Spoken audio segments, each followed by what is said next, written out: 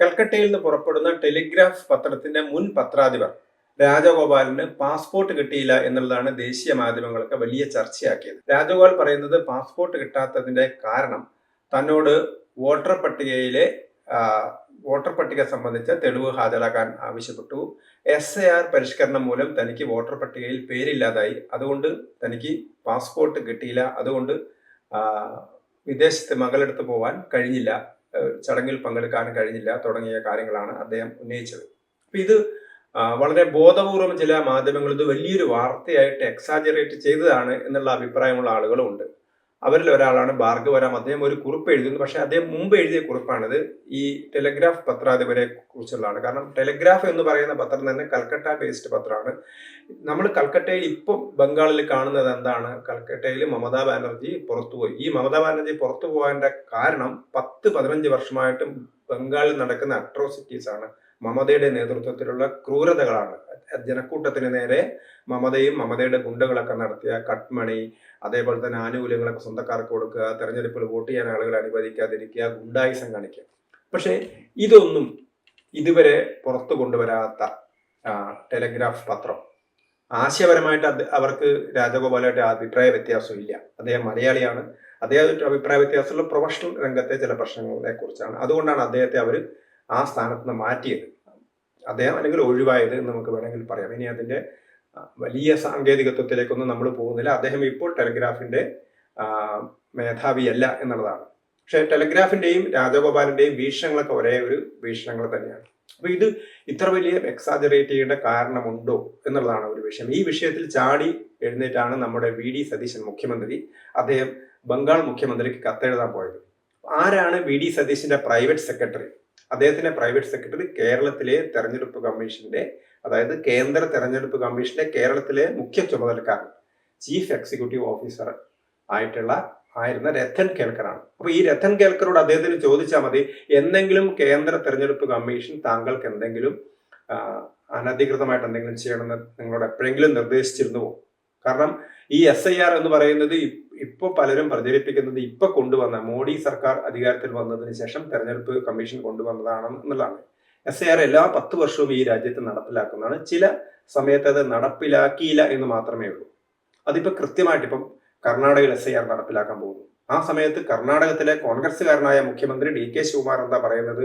SIRന്റെ നിങ്ങൾ വോട്ടർ പട്ടിക പരിഷ്കരണം നടത്തുകയാണ്, കൃത്യമായിട്ട് വോട്ടർ പട്ടികയിൽ കയറിക്കൊള്ളണം, വോട്ടർ പട്ടികയിൽ ഇല്ലെങ്കിൽ നിങ്ങൾക്ക് സർക്കാരിന്റെ ആനുകൂല്യങ്ങൾ പോലും കിട്ടില്ല എന്ന് പറയുന്നത് മുഖ്യമന്ത്രിയാണ്. അപ്പൊ ഇവിടെ SIR എന്ന് പറയുന്നത് കേരളത്തിലും നിരവധി ആളുകളുടെ പേര് വോട്ടർ പട്ടികയിൽ നിന്ന് ഗണ്യമായിട്ട് പോയിട്ടുണ്ട്. 10,000-കണക്കിന് 20,000, 30,000 പേരുടെയൊക്കെ പേരുകളാണ് കേരളത്തിൽ നിന്ന് പോയത്. അത് തന്നെ തിരുവനന്തപുരം നഗരത്തിൽ, അതായത് തിരുവനന്തപുരം എന്ന് പറയുന്ന നിയമസഭാ മണ്ഡലത്തിൽ, നേമം നിയമസഭാ മണ്ഡലത്തിൽ, വട്ടിയൂർക്കാവ് നിയമസഭാ മണ്ഡലത്തിൽ, കഴക്കൂട്ടത്ത്, ഇവിടെയൊക്കെ തന്നെ 10,000-കണക്കിന് ആളുകളുടെ പേരുകൾ പോയിട്ടുണ്ട്. കാരണം ഇവരൊക്കെ ഈ ഫ്ലോട്ടിംഗ് പോപ്പുലേഷനാണ്. ഇവരൊക്കെ ഒന്നിലധികം സ്ഥലത്ത് ജോലി ചെയ്തിട്ടാവും. അപ്പൊ പല സ്ഥലത്ത് അവർക്ക് വോട്ടർ പട്ടികയിൽ പേരുണ്ടാവും. അങ്ങനെയൊക്കെ വരുന്ന ആളുകളുടെ പേരുകളൊക്കെ ഒഴിവാക്കാനുള്ള പ്രക്രിയയാണ് ഈ SIR എന്ന് പറയുന്നത്.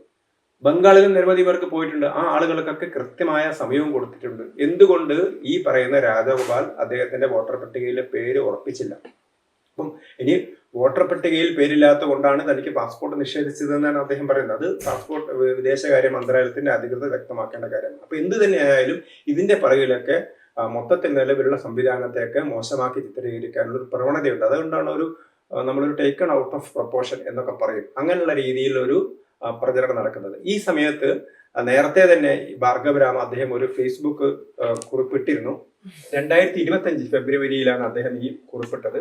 അത് രാജഗോപാലിന്റെ പശ്ചാത്തലത്തെ കുറിച്ചുള്ളതാണ്. ബംഗാളിന്റെ ഇത് ഭാർഗവരാവിന്റെ വ്യക്തിപരമായ അഭിപ്രായമാണ്. ബംഗാളിന്റെ 8ാം വട്ടത്തിൽ കുറച്ച് സർക്കുലേഷൻ ഉള്ള ഒരു പത്രമാണ് ടെലിഗ്രാഫ്.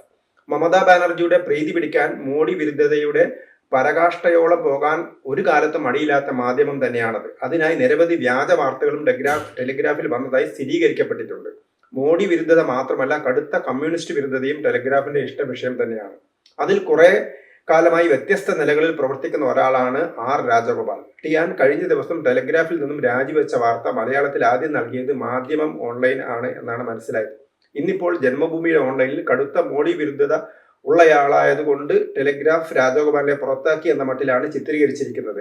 മോഡി വിരുദ്ധതയിൽ നോവുന്ന ഒരു മാധ്യമം അല്ല ടെലഗ്രാഫ് എന്ന് ബോധ്യപ്പെടാത്തത് കൊണ്ട് വന്നു ചേർന്ന ഒരു പരിമിതമായ വായന മാത്രമാണ് ജന്മഭൂമിയുടേത്. രാജഗോപാലിനോട് ടെലഗ്രാഫിന് ഉണ്ടായതായി പറയപ്പെടുന്നത് പ്രൊഫഷണലിസവുമായി ബന്ധപ്പെട്ട അസ്വാരസ്യങ്ങളാണ്. യോജിപ്പുള്ള ഒരു മേഖല മോഡി വിരുദ്ധത മാത്രമാണ്. ജിഹാദി തീവ്രവാദ സംഘടനകളോടുള്ള അമിതമായ വിധേയത്വം മൂലം ഇദ്ദേഹത്തിന്റെ പിണറായി വിരുദ്ധത കൈവിട്ടു പോയപ്പോഴാണ് മുണ്ടുടുത്ത മോഡി പ്രയോഗം ഉണ്ടായി വന്നത്.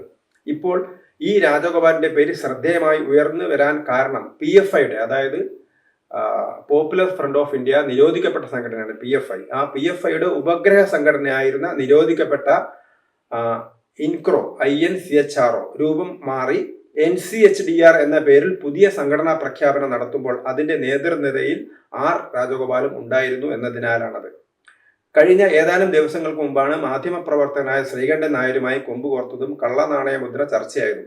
ഇതൊന്നും അറിയാതെയാണ് ജിഹാദി നിയന്ത്രിത റോബോട്ടുകളുമായി കേരളത്തിലെ ബോധമില്ലാത്ത ചില പത്രപ്രവർത്തക സഖാക്കൾ RSS വിരുദ്ധതയും മോഡി വിരോധവും പറയുന്നു എന്നതിനാൽ രാജഗോപാലിനെ ആഘോഷിക്കാൻ ഒരുങ്ങി പുറപ്പെടുന്നത്.